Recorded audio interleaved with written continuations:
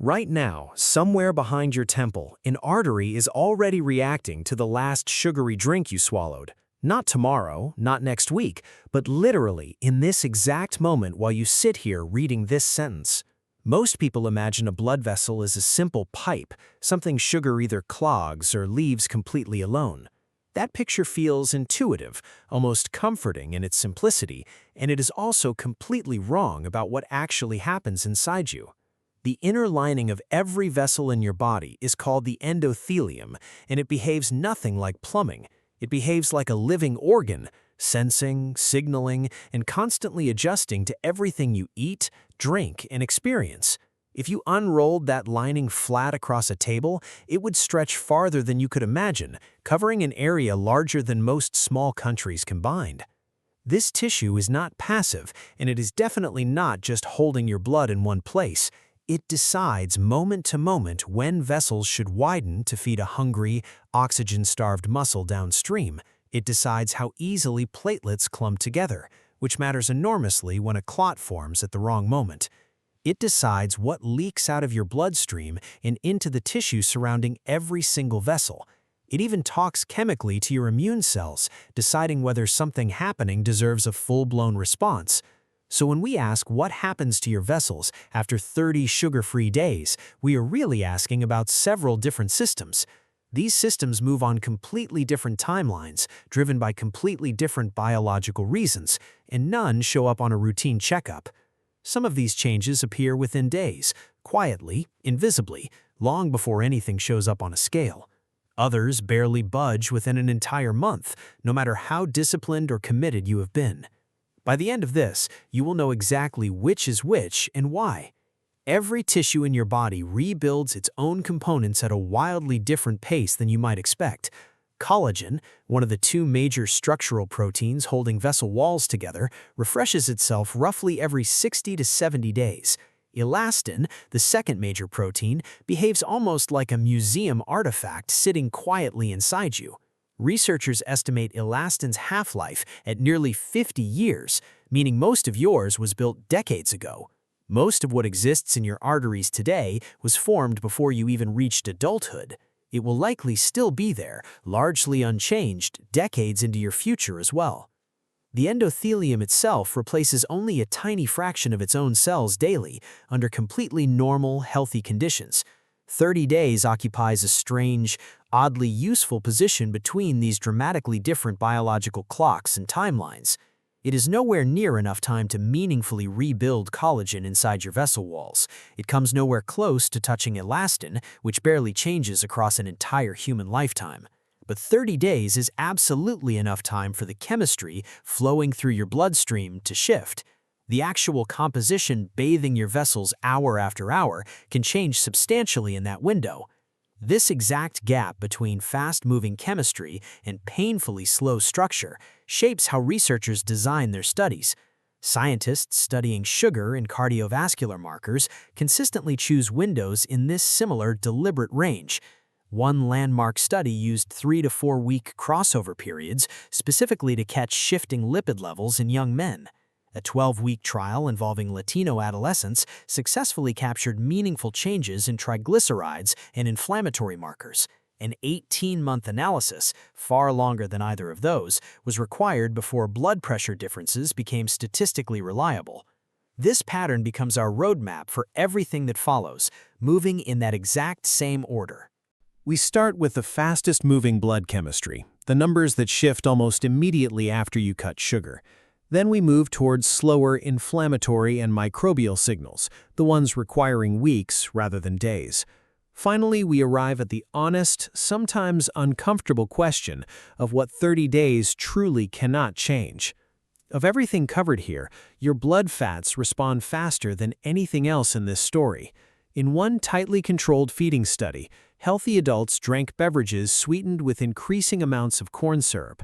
Researchers found a clear, dose-dependent rise in triglycerides, LDL cholesterol, and uric acid as sugar increased. Another study, working from the opposite direction, gave 9 healthy young men moderate daily fructose. After just 3 weeks, these men showed significantly higher LDL and total cholesterol compared to glucose drinkers. Why do triglycerides move first, faster than almost every other marker we will discuss? It comes down to which organ processes sugar before it ever reaches your vessel walls. Fructose specifically gets metabolized almost entirely by your liver, unlike glucose, which spreads throughout your body. Once your liver's sugar storage fills up, it starts converting the excess directly into fat. This process, called de novo lipogenesis, sends some of that fat straight into your bloodstream. That conversion happens on the timescale of a single day's eating pattern, remarkably fast. This is exactly why researchers can detect triglyceride changes within the very first days. It happens well before your fasting blood numbers even settle into any new baseline. A more realistic version of this pattern appeared in a 12-week trial of teenagers. Even a modest reduction, cutting sugar from roughly 12% down to 7%, mattered. That modest reduction correlated with a measurable improvement in triglyceride levels across the study. This detail changes everything about how we should think about progress and personal effort. These improvements are not exclusively reserved for someone who reaches absolute zero added sugar. They begin appearing well before that point, following a gradual dose-response curve rather than a switch.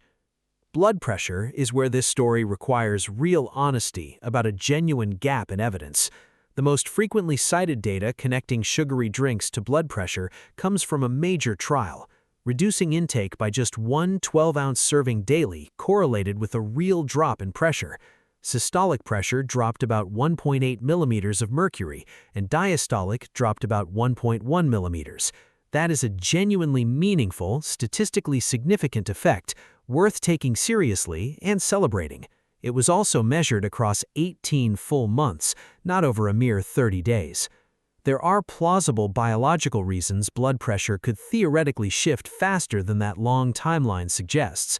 Fructose metabolism generates uric acid as a natural byproduct of processing sugar in your liver. Uric acid has been linked to reduced nitric oxide availability and altered kidney sodium handling. Both of these mechanisms could theoretically act within weeks rather than requiring a full 18 months. But a mechanism being biologically plausible on paper differs enormously from a trial actually measuring it. The honest truth is that most short studies simply are not designed to catch this. Blood pressure is a notoriously noisy measurement, shaped by sodium, stress, sleep, and daily conditions. Small dietary effects tend to get buried in that noise, unless studies run long enough. So going forward, hold two truths simultaneously without letting either one cancel out the other. The overall direction connecting sugar and blood pressure is consistent, backed by solid, repeated evidence. But the specific claim of a 30-day blood pressure change is one we will not overstate. Your blood vessels do not only respond to signals arriving fresh from your liver each day. They also respond to compounds manufactured by trillions of bacteria quietly living inside your gut. One of the most heavily studied compounds is called trimethylamine and oxide, usually shortened simply to TMAO. Elevated TMAO has been linked, observationally, to increased cardiovascular disease risk across large human populations. This naturally raised an obvious, pressing question that researchers eventually decided to test directly. Does artificially raising TMAO actually impair vessel function? And if so, how quickly does it happen? A recent controlled study dosed healthy adults with a TMAO precursor and carefully measured their arterial response. Researchers tested this after a single dose, then again following 4 full weeks of daily dosing. The surprising result was mostly a non-event, with no significant change in arterial stiffness. There was only a brief, transient, sex-specific signal in men that quickly disappeared without lasting. This serves as a useful reminder that population-level disease correlations do not guarantee fast individual effects. A parallel line of evidence comes from animal research, and it deserves clear labeling as such. Mice fed a Western-style, high-fat, high-sugar diet for 7 straight months developed serious gut bacterial imbalance. Alongside that imbalance, researchers measured increased arterial stiffness and noticeably reduced dilation capacity in these mice. Treating those same mice with antibiotics to suppress gut bacteria substantially reversed both troubling changes. That striking result cannot simply be assumed to translate onto a 30-day human timeline directly. Mice are not small humans, and 7 months represents a massive fraction of a mouse's entire life. What this study does establish clearly is that a genuine gut-to-artery pathway exists and truly matters. This pathway runs on a distinctly different clock than the fast, liver-driven triglyceride changes covered earlier. If you have made it this far, think honestly about which surprised you most so far. Was it how fast triglycerides move, how uncertain the blood pressure timeline really is, or gut bacteria's surprising influence?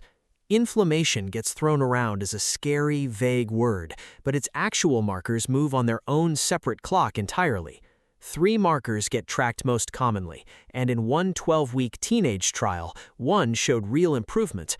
A modest cut in added sugar correlated with measurable improvements, specifically in tumor necrosis factor alpha levels. A related earlier trial from the same research group found the opposite pattern working in reverse. Even moderate sugary beverage intake measurably promoted inflammatory signaling throughout the body over time. Why does inflammation move slower than triglycerides, which shift almost as fast as a single meal? Lipids are a direct output of liver metabolism, shifting nearly as quickly as digestion itself happens. Inflammatory markers instead reflect an accumulating immune response built from repeated exposures, not one meal. The earlier mouse study on gut bacteria showed this compounding effect happening directly and measurably. Elevated inflammatory markers built up gradually over months of sustained poor diet, never appearing within mere days. That timing genuinely matters for setting realistic personal expectations about your own 30-day sugar-free journey. 12 weeks produced a detectable inflammatory shift in real human data across multiple separate studies. Nothing published currently points toward a reliable, confirmed inflammatory signal, specifically at the 30-day mark. It remains entirely plausible something moves beneath the surface by day 30, given the underlying mechanism, but the evidence confirming that exact moment simply does not exist yet in published research. Chronic low-grade inflammation is one mechanism researchers link to gradual arterial stiffening occurring across many years. Gram for gram, an apple and a soft drink are not identical experiences for your body. This happens because of what surrounds the sugar itself, not the sugar molecule in isolation. Fiber, water content, and polyphenols together form what researchers affectionately call the entire fruit matrix. This matrix meaningfully alters how your body processes those exact same sugar molecules chemically. One controlled trial even found blended fruit produced a lower glucose spike than eating fruit whole. This shows the matrix effect is more nuanced than any simple whole versus processed rule suggests. Mechanistically, fiber slows gastric emptying, which blunts how quickly sugar reaches your bloodstream directly. This also blunts how sharply your insulin has to respond to that incoming sugar rush. Certain polyphenols found in citrus have shown genuine benefits for vascular function in randomized trials. A sugary beverage arrives without any of that protective scaffolding, delivering isolated sugar directly and rapidly. This distinction should never be overstated into some sweeping blanket health claim about all fruit. Other trials on fruit juice specifically found neutral cardiometabolic effects, and individual polyphenol absorption varies enormously. What the evidence actually supports is narrower and considerably more honest than most headlines suggest. The matrix surrounding a sugar molecule changes the physiological conversation your body has with it. Blood pressure is supposed to drop naturally at night, a pattern researchers call nocturnal dipping.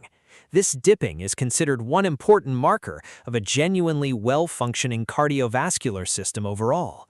A recent narrative review drew a useful distinction between acute single-night sleep loss and chronic restriction. These two types of sleep disruption do not appear to affect your vessels the same way. One trial found a single night of partial sleep restriction produced no measurable change in dilation. This suggests your vessel lining tolerates an occasional short, rough night reasonably well overall. Reviews of chronic sleep restriction lasting beyond about a week tell a very different story. These reviews described measurable endometrial impairment alongside sustained blood pressure elevation over extended periods. A separate study using nighttime aircraft noise as a sleep disruptor found reduced dilation and higher pressure. This suggests continuity of sleep may matter just as much as total hours slept. Diet plausibly connects to this picture indirectly through blood glucose fluctuations and meal timing before bed. This gives sugar intake a secondary, less direct route into your next day vascular readings and results. All of this comes with an important caveat about exactly who was studied worth naming honestly. Several of the strongest studies covered here were conducted using fairly narrow, specific populations of participants. That is not a unique flaw, but it means applying these findings evenly requires genuine caution. Vascular aging itself does not run on one single timeline for every single person. Research describes women's arteries as comparatively protected relative to men's right up until menopause occurs. After menopause, arterial aging accelerates rapidly, eventually matching the male aging trajectory almost completely.